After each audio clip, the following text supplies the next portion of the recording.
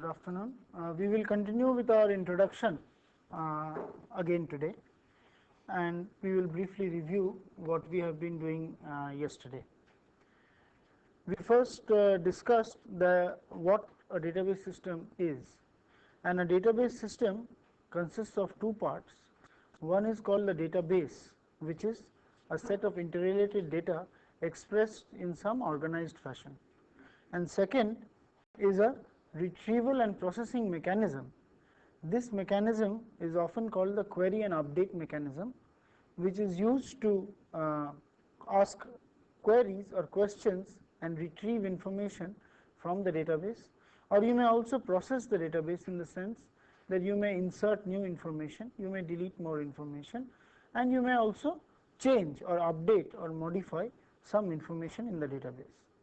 And this database is generally developed and designed for multiple applications. It is designed for a particular problem, for applications which are generally known to occur today, and for some applications which may occur from time to time. Compared to the early information processing systems, we discussed their faults, and we found out that a database management system attempts to provide a mechanism for organized development of applications in an integrated manner. This was the core problem, the problem of unorganized development of an information processing system developed by various people over a period of time, and that resulted in redundancy, and that redundancy also resulted in inconsistency, and database management system should provide a means to prevent this redundancy and the subsequent inconsistency that occurs out of it. The problems of concurrency are coming up because database management systems are now used by multiple users simultaneously over one or multiple processors, and therefore handling concurrency is an important issue, because shared information, updation of shared information under different circumstances leads to different problems, and these have to be handled very carefully by a database management system. Another feature is the feature of security. A database is designed globally. For example, a railway reservation system will have a lot of people, a lot of information regarding trains, stations, tickets, bookings, and so many other things, fares. Now, every person need not know all information, and therefore when you define the database, you will define levels of users who will get to see what portion of the database and who will get to process what portion of the database. It is just like access rights, read, write, and update access rights which are provided. And the last thing is integrity constraints. Integrity constraints are constraints of logical nature. For example, as I discussed yesterday, a checking account cannot be less than a certain amount, or you must ensure that if you have deposited some money and withdrawn some money, the balance must match. And another crucial example we have seen, that you can suppose a train has been cancelled and you've got a booking on that train, then this data has to be properly seen, because this data is of a peculiar type and it has to be handled separately. So what are integrity constraints? They have to be specifiable at the data definition level, and these will be automatically checked during the updation mechanism of the database. So database will take care of allowing definitions of integrity constraints and automatic checking of integrity constraints during processing. So these are some of the core issues which database attempts to tackle.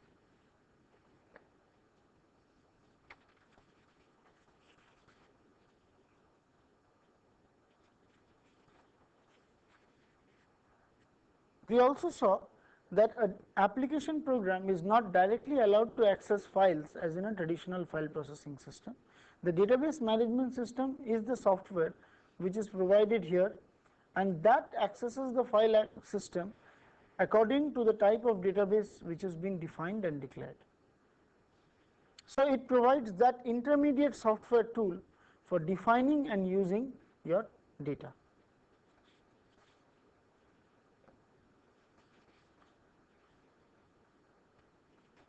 In order to be able to define and use the data, a database management system must have a data definition language.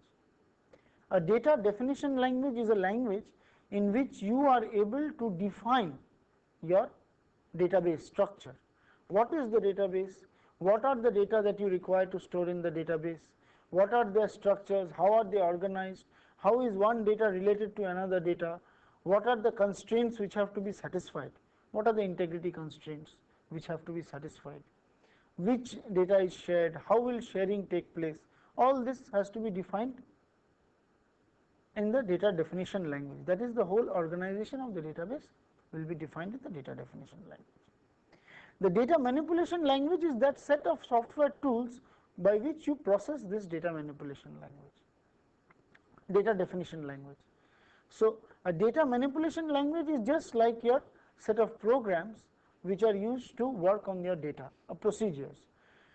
But this data manipulation language, like this data definition language, will be defined in a structured and organized manner.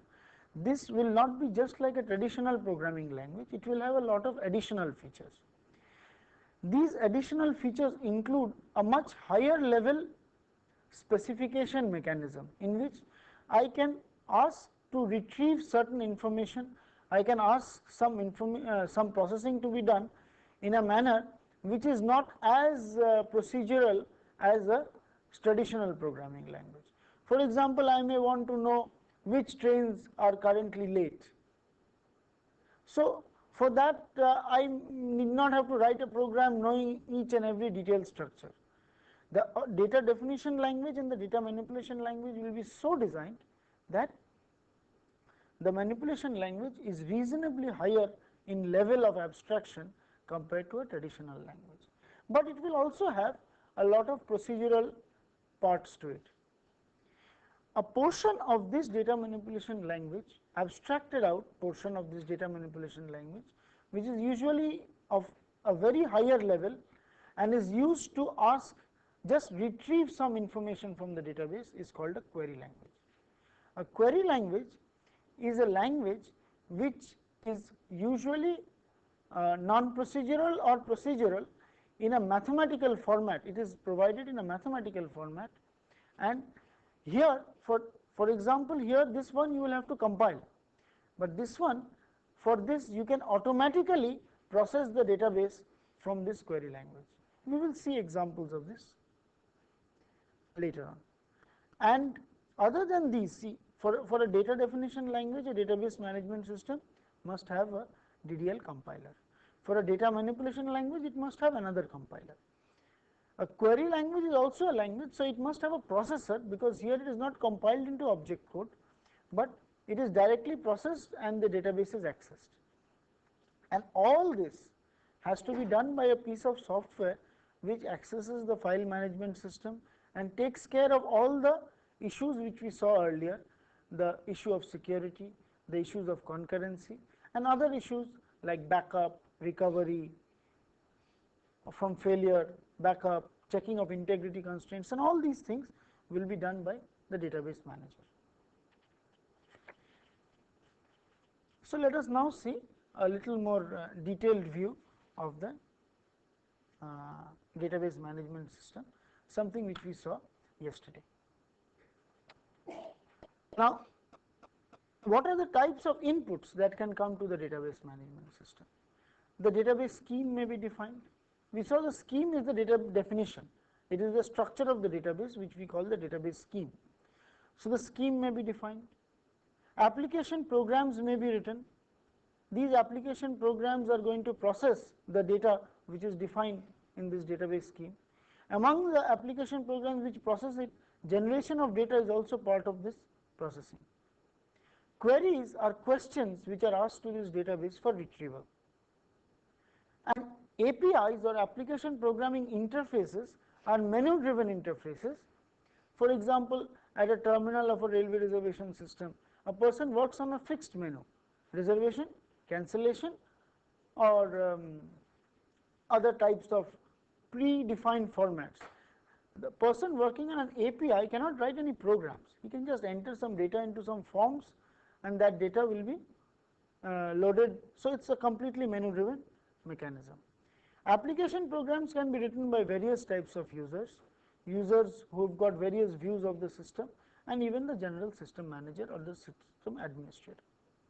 Queries can also be asked by various types of users. They may want to know many types of information. For example, you may go to a library database and ask for a book. Where is the book? Who has issued the book? Or you may ask when will the book be returned? How many copies of a particular book is there? So these are the types of inputs which we have. Now how are these inputs processed? The database scheme is defined in the data definition language. Now once it is defined in the data definition language, it has to be compiled. Now once it is compiled, the structure of which you define for this database will be stored somewhere.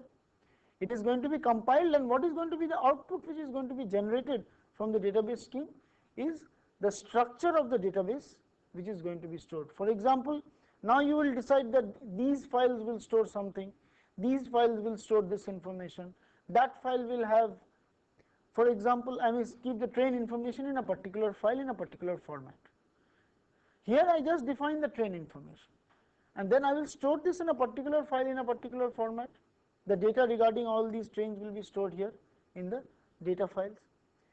But the structure, that is what is the format of the file, what are the fields, what are the width of the fields, how are they stored, all the files, all the information will be stored in the data dictionary, because otherwise you will have to interact directly with the file manager. We will see the use of a data dictionary very soon.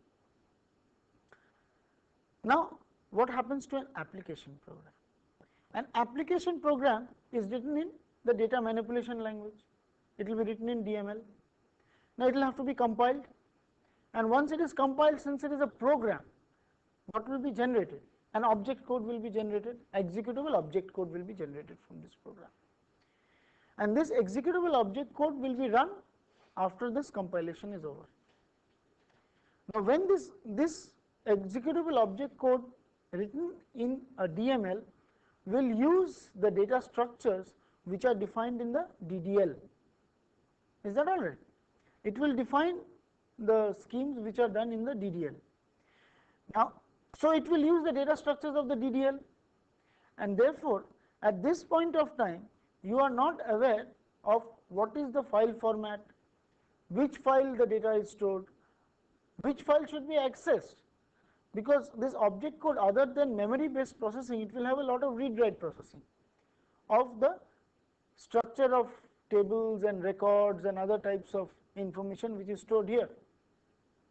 It will access, the DML program will access that based on the structure defined in the DDL. Therefore this object code will not be aware of the details of the file structure. How is the information or the data stored in the file structure? That, therefore it will not directly execute the code. For many aspects of the code, especially the read write and the file processing aspects of the code, this will consult the database manager.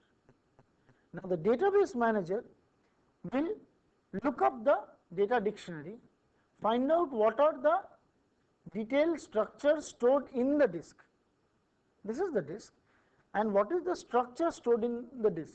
The data is stored in data files and the structure is stored in the data dictionary. The database manager will have a look up here, will consult the data dictionary and then see what is the query required, and will now issue the file system commands to the file manager. Once it issues this file system commands, this file manager may be an operating system file manager. So it will issue the file system commands to the file manager, who will now directly access the data files, because this is now going into the operating system. Sometimes file managers and file accessing may also be written by the database itself. We will come to that later on. For the time being, let us assume that the file manager will return this information from the database back to the database manager, and the data will be passed on to this object code. APIs or application programming interfaces are pre-written application programs which can only be run here. So whenever they are run, the object code is invoked and it is automatically executed. What is a query?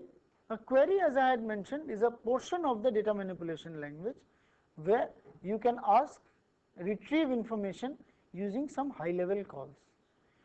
And here it is not compiled always. What happens is, query processor can generate directly the commands required based on the structure of the database scheme and ask the database manager, who will retrieve the information from the file manager.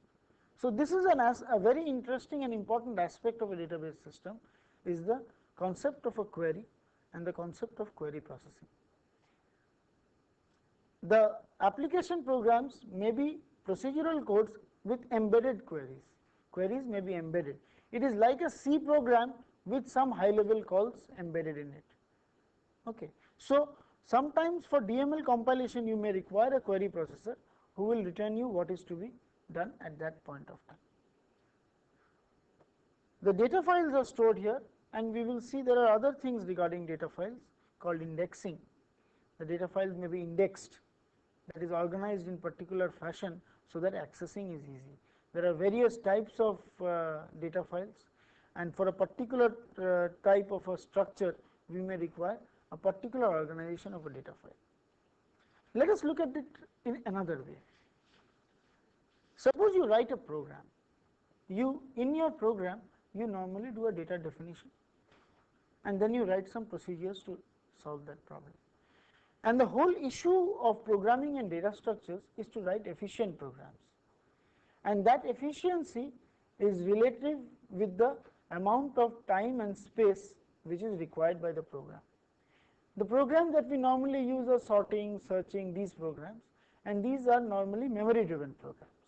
And whatever data structuring that we have studied till now has been defined for working on the memory. For example, if you remember heaps, you remember priority queues, you remember the trees, the binary search trees, and various other data structures that you will know, are all based on memory. That is the standard technique which we do in programming and data structures. Here it is, we will see later on, that this data has to be organized for efficiency. Efficiency is a very important aspect. You cannot spend all your day just retrieving information in a arbitrarily long unwinding fashion. So the structure of storage and data structuring is also important in a database, and this data structuring in a database, the major difference is, in normal programs the data structuring is focused on the memory. Here the data structuring is focused on the disk. The problems related to data structuring will come up in a new guard in database management systems, and if we have understood those properly, we will see that it is just a translation with appropriate ideas, issues taken into account. We will see that the same ideas which we use to develop data structures in standard programming will be used to develop our file structures in database. Another idea which has been studied before in traditional computer science will come to use in database management systems. That is our study of operating systems. The traditional time shared or multiprocessing operating systems, the major problem there is handling of concurrency. How you handle concurrency is the basic issue of database program in operating systems. In operating systems, the base issue which we try to tackle is that of updation of shared information. If there was no sharing of information, then operating systems would have been simpler, much simpler. Synchronization, sharing causes a lot of difficulties in the design of operating systems, and there are a lot of theories and lot of techniques by which we resolve those. And you will see those techniques like semaphore operations, synchronization, mutual exclusion, all those things which you have studied in operating systems are all applicable on the memory. In the database, these things come again in a new dress, but everything which we do is related to working on the disk. So the problems of concurrency tackling, the theory and techniques of concurrency tackling will come back to us in database management systems, that we have seen. but the solutions we will use, we will derive from the solutions that we have seen in traditional database, traditional operating systems. So these are two things which we need to keep in mind when we really work out our design of a database. There are other aspects, and another important aspect is recovery from failure. Normally whatever happens, our programs, anytime a program gets destroyed, what happens? We just run it again. But you can imagine suddenly you are running your programs in a database and power goes off. Now 1500 people all over the city were using this database. This power goes off, 1500 people were doing various types of things, and therefore the recovery from failure or recovery from crash is a very important issue, because firstly the database cannot be corrupted. We are not working on memory in the sense that you run the program again, okay, everything is loaded into the memory again. Here the database is existing, we cannot allow it to become inconsistent, we cannot allow it to crash, and many other things. We have to decide on which procedures to rerun, which procedures not to rerun. So recovery from failure will be an important topic in the design of a database management system. Database management system is related to designing of what should be the structure of a DDL, what should be the structure of a DML, what should be the structure of a query language, how will they be these people be implemented, how will the data be organized, and system related issues like how will we recover from failure and how will we tackle concurrency. This is in very brief the core of database design, the total aspect of database management systems.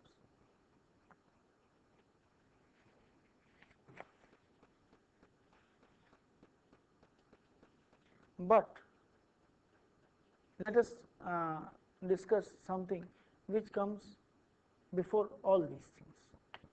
For example, if you are to write a program, before you write a program on the computer, somehow from somewhere you solve the problem in your head, and then you translate into the program. Whatever is taught in programming, this how you solve it in your head is never taught. It possibly cannot be taught. It comes through experience, it comes through practice, and it comes through something called intelligence, which is difficult to define. Here also, the first thing before you write out the structure of a database, you have to really imagine and design it conceptually. Therefore, conceptual design of the complete database is the first and foremost issue in any database design. And therefore, whatever we have discussed here, all this starts after you have really conceptualized what your database is, and that has not yet come. So we must first, after we are able to conceptualize what the database is, only then we can define the scheme, and then we can start writing these. So unless we are able to conceptualize that, it becomes very difficult to really start designing a database. So other than all these things, the most important issue is the concept of designing the database conceptually. For that we need some tools, and these tools are called data models. Data models are tools for conceptually designing a database. I have said before that a database management system consists of a database which is a set of interrelated data. But how do you express this data? How do you conceptualize this data? And how do you really start formalizing this information is what we will require to know in data models. So data models forms a core aspect of database design. There is, like you can really solve a particular problem in a number of ways conceptually. For example, you may find the minimum of n numbers by a iterative program. Iteratively you can conceive it. you can conceive of it inductively or recursively. Therefore, similarly, data models can be conceived and imagined in various types of formal mechanisms. Among them, the entity relationship model is usually the most commonly used such data model. It is a conceptual model based on certain objects and logic. It is a logical object model. That is what is an entity relationship model, and we shall come to ER models as they are called for quite some. Later on we shall come to it again and again, and we shall discuss ER models in details in this course. Another type of an object model is now the modern object oriented data model. This is another object model. Another object model is the semantic data model, and some other models like the functional models are also. These models are not so much directly related to the implementation aspect. It is a very logical and a very high level view of the structure of the database. It is later on going to be translated to a lower level model. Among the lower level models are the record based models. These are often called the record based models.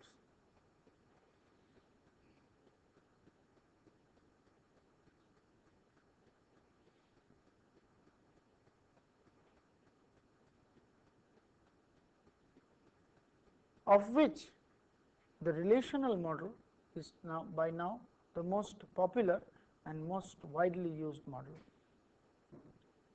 Next comes the network model, and we have the hierarchical model. We shall now briefly see these first four models and what they mean. These we shall tackle later on as and when the situation arises. Let us come to the entity relationship model. We are just giving a brief idea of the entity relationship model just today. We shall discuss the entity relationship model in details in a subsequent lecture.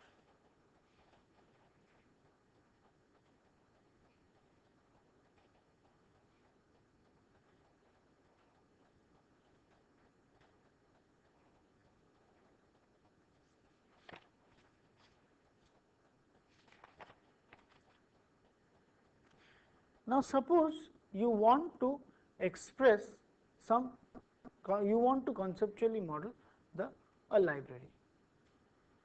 So, in the entity relationship model, you are asked to identify some of the basic entities or structures or objects which are the core of that particular database that you are going to design, and these are called entities in the entity relationship model. For example, you can have the entity book.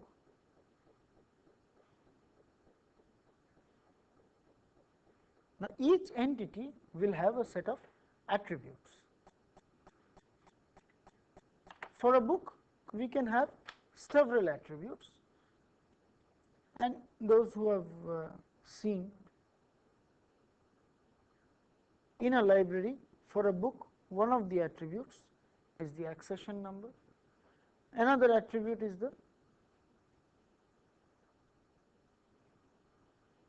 title, a third attribute may be author, a fourth attribute may be year of publication,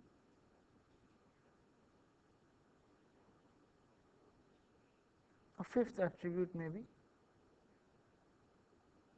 publisher, and you may have several other attributes, price, etc. I am not writing all of them. So, you have to identify the entities or the core indivisible elements of the database that you are going to design. A second such entity can be the set of users of a library. We are designing a library database.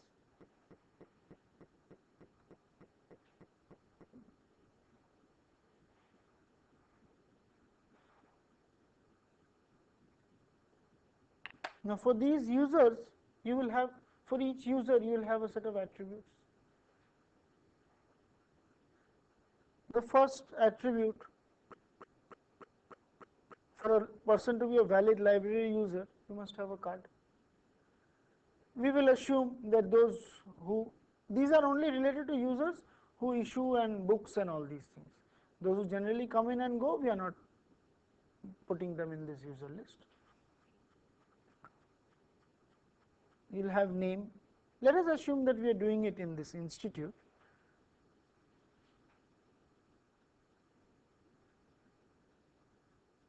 Address,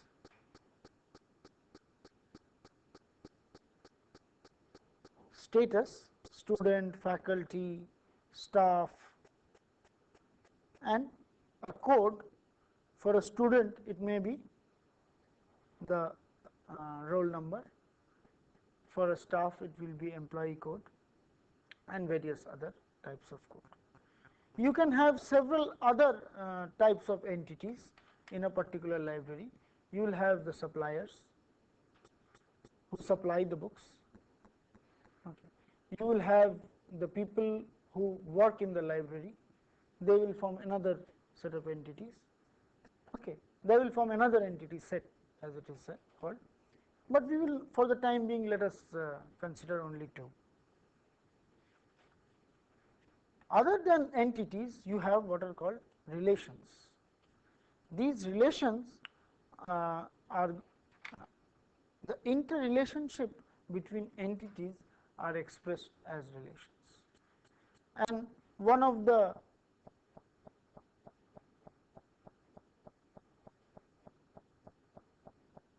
most common relationship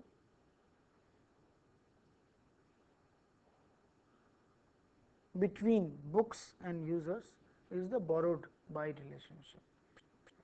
This is a relationship which will map a particular book to a particular user, provided that this user has borrowed this book.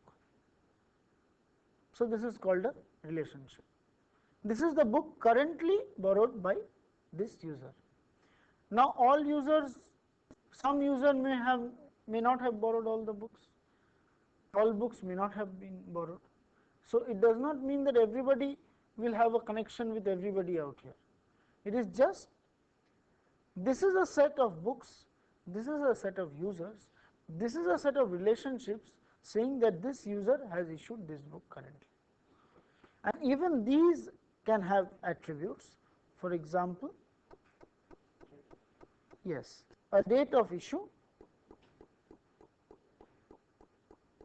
can be an attribute. This attribute is neither an attribute of a book, it is neither the attribute of a user, because a user may issue more than one book. Therefore, date of issue is an attribute of the relationship between book and users. Therefore, in an ER model, you use the logical ideas of entities and relationships and the attributes of entities and relationships, and you model this in. This is a diagrammatic representation. You can also have a structured program language representation of an ER model. This is just a diagrammatic representation, and in this diagrammatic representation you can express many types of constraints which are there. For example, you can say that one book cannot be borrowed by more than one user at a particular point of time. You can have a constraint saying that if the user has got this status, then the maximum number of books which can be borrowed by this user is so much. You can have a constraint saying that these books are there in the library, they are reserved books, they cannot be borrowed by anybody outside. They can be borrowed by a special status. For example, if you want to Xerox something, etc., etc., there are means of doing so. So, that borrowed by maybe have to be done by a different relationship. This relationship will not take care of those borrows. So, constraints can be defined here when you define the conceptual structure of the database itself. So, this is the idea of the ER model, which is a conceptual model. Here you do it in a logical framework using the idea of entities, relationships and their attributes. Next we come to the relational model.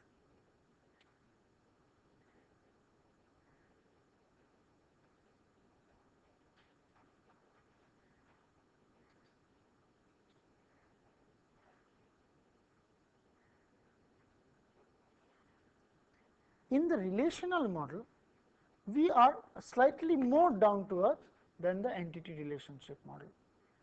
In the relational model, we express all our information in terms of relations or tables. For example, let us go back to the problem that we have now been tackling. We have one table for book, and that table will have a number of fields.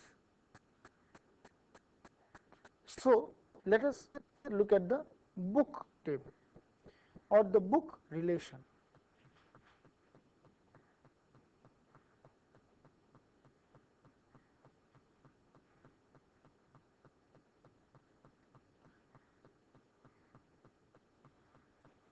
It will be a table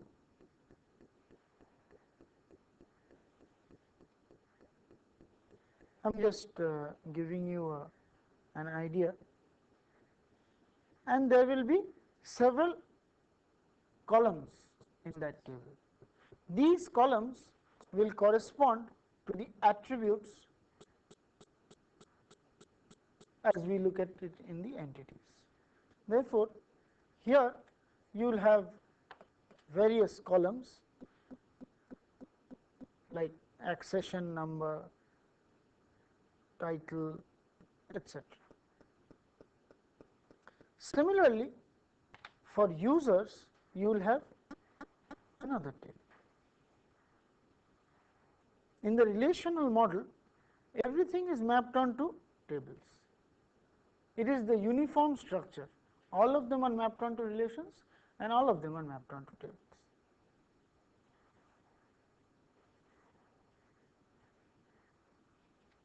Here it will be card number, name, etc. So, this is the user table, users table.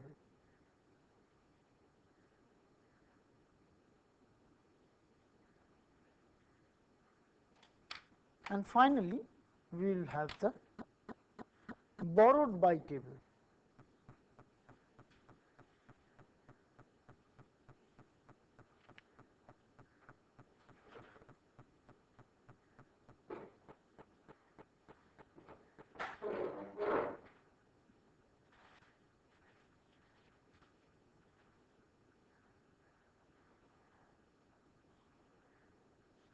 In the borrowed by table, obviously one of the fields will be date of issue. The other fields will be the interrelationship between the book table and the user table. So, you can put in all the attributes of the book table and all the attributes of the user table here, but you can also define something else. For example, even in the entity relationship model, you know that the accession number being known, then this becomes unique. No two books can have the same accession number. So, that means if the accession number is known, then all of them become unique. Here also the card number, it being known, you will know the name address. Obviously, two users will not have the same card number. It is not that always one attribute will determine all the attributes, but maybe instead of all of them, a subset of the attributes may determine the values of all the attributes. These are called keys, which we shall come to later on. But based on the idea of keys, here the borrowed by table need to have only the accession number and the card number, and that is sufficient to express the interrelationships between all these values. And all the books which are there will be data elements in this book table, which may be implemented as a file, which we shall see later on. But conceptually it is a table, users data will be as a table, and this will be as a table. So we have got that little simple library database which we had before in the ER model, we have now got it in the relational model. Next we come to the network model.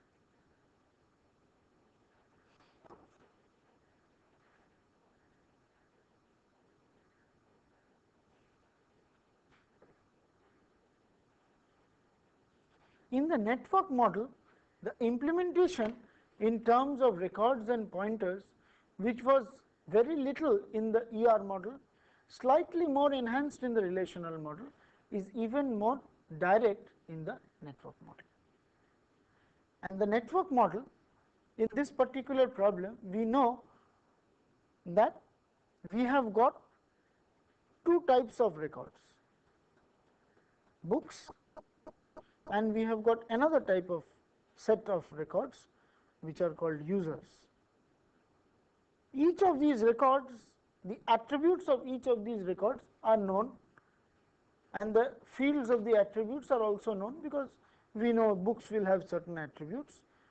So all these attributes of all these records are known. And instead of having a table to represent these two and a table to relate these two, we relate them directly by pointers. Here we know many users can issue books. A particular user can issue more than one book, but one book cannot be issued by more than one user. This is a simple case. We shall see complex cases later, but in this simple case we say this is a many to one pointer relationship. And how will it be implemented? It will be implemented. Yes. This is many to one. One to many is this side. This is many to one because more than one user, I am sorry, this is one to many. I am sorry, this is one to many. It is not many to one. One user may issue more than one book, right? One user may issue more than one book, but one book may not be issued by more than one user at a particular point of time. So the arrow direction will be like this. And how is it going to look like in the network model? In the network model, let us take a particular user. This is a particular user record.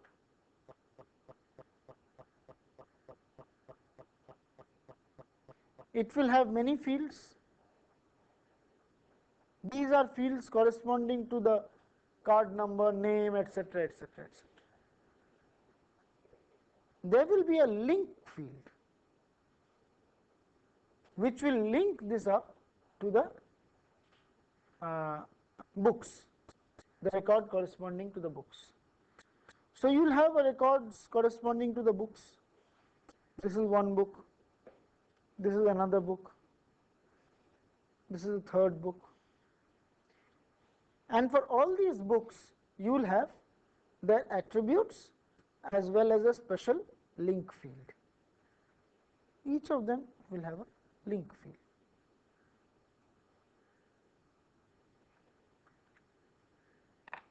Now let us see how this link field is used to express the interrelationships. This, since a particular user may issue more than one book, then we cannot directly link up this field to, we cannot have a variable pointer concept here. But from a book, let us say this is one book record.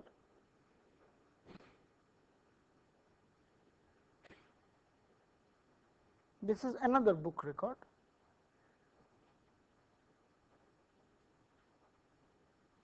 And this is a third book record.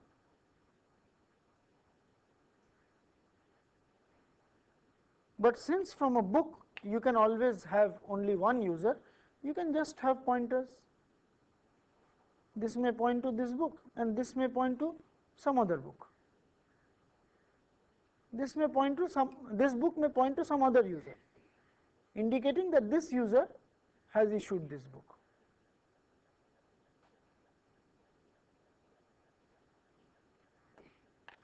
But this direction is a little more complicated, and this direction works this way. You put it into a temporary record, a chain of temporary records.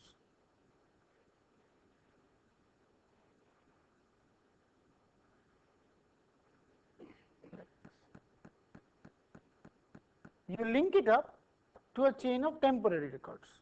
So this relationship, the whole relationship, this says this is linked to all these, and each of them, this is, so this user has issued this book and this book, and once you drop this link will come automatically. But since this has got a single one, so it will be pointing like this. So in a network model, the entities which we conceive in the entity relationship model are put in terms of records, are conceived in terms of records, and the relationships are conceived in terms of pointers to records. This is the core idea behind the network model, and the network model is more pointer oriented and implementation oriented this way. This is one way of looking at it. It depends, some people look at it in various ways. These are three different ways of looking at the same thing. The hierarchical model is a network model, but here in a network model, since it's a network, you can have cycles, and you can have one person pointing to two people pointing to 5 people, and therefore in general this connectivity is a graph. The hierarchical model is a version of the network model where the connectivity is defined in terms of a tree only. And a hierarchical model is not, if you convert a network model to a hierarchical model, then some records may need to be duplicated. Some records may need to be duplicated.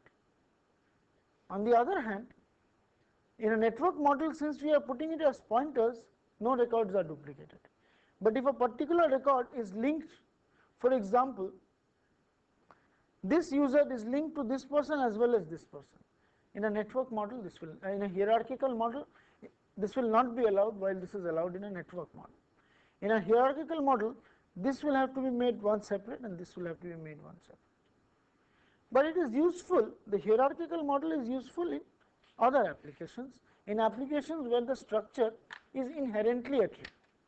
For example, a hospital, the hierarchical model is useful in structures which are essentially trees.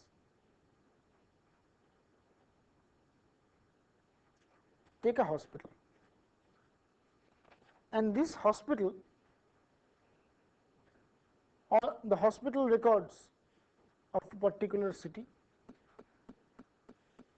are broken down into wards,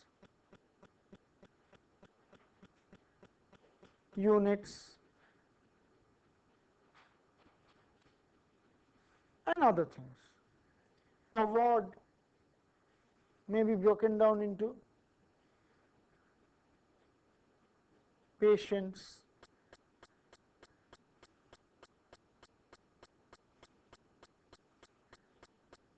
doctors, and other things. A patient, these are all information. Hospital information is broken down into ward information, units information. Units means cardiology unit, this unit, pathology unit. A ward may be broken down, information regarding a ward may be broken down into patients, doctors, nurses, etc., medicines. A patient information may be broken down into symptom,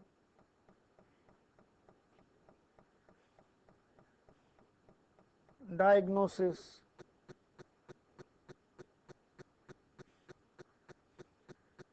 treatment, etc.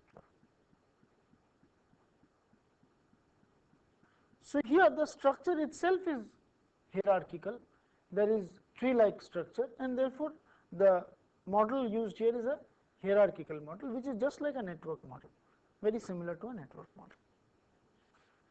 The other data models we will not see immediately, we will see them when we come to the course. And we would just quickly like to see what the whole course is about. And the whole course, the core of the course, which we shall discuss from next day, these are the core topics. The core topics we will discuss first is conceptual modeling. In conceptual modeling is how do you conceive the structure of a particular database. We will go deep into the entity relationship model and see how the entity relationship model is designed, is defined, how problems are solved using the entity relationship model. We will also go into the relational model, and we will see how the entity relationship model can be converted into the relational model, where we will see attributes, relations, tables, schemes. In the relational model, we will discuss the data manipulation techniques, of which the query languages, the theory of the query languages, the commercial query languages available, and the data manipulation relationship between these query languages. And among these query languages, we will discuss relational algebra, relational calculus. We will also quickly go through some commercial languages like SQL and QBE. We will go through the network model in brief, but we will discuss the relational model in more details. Next, we will go into design, that is, we will ask that question, is this the best design of a database? We will conceive of a database as an ER model, we will convert it and we will look at the conversion into a relational model. Then we will see, is this the best design? How do you specify the design? Among them, we will have to specify the constraints. How we specify the constraints and use the constraints. So that will be the topic of relational database design theory, of which the topics will be integrity constraints, functional dependencies, decomposition, and normalization. The other major system related issues, the file system, what is a file system, what it looks like, how is recovery from failure handled, that is crash recovery, what are the methods provided to handle crash recovery, and how do we handle concurrency control. Once we cover these core topics, we may then go into the advanced topics. So today we will end the introduction part of this database management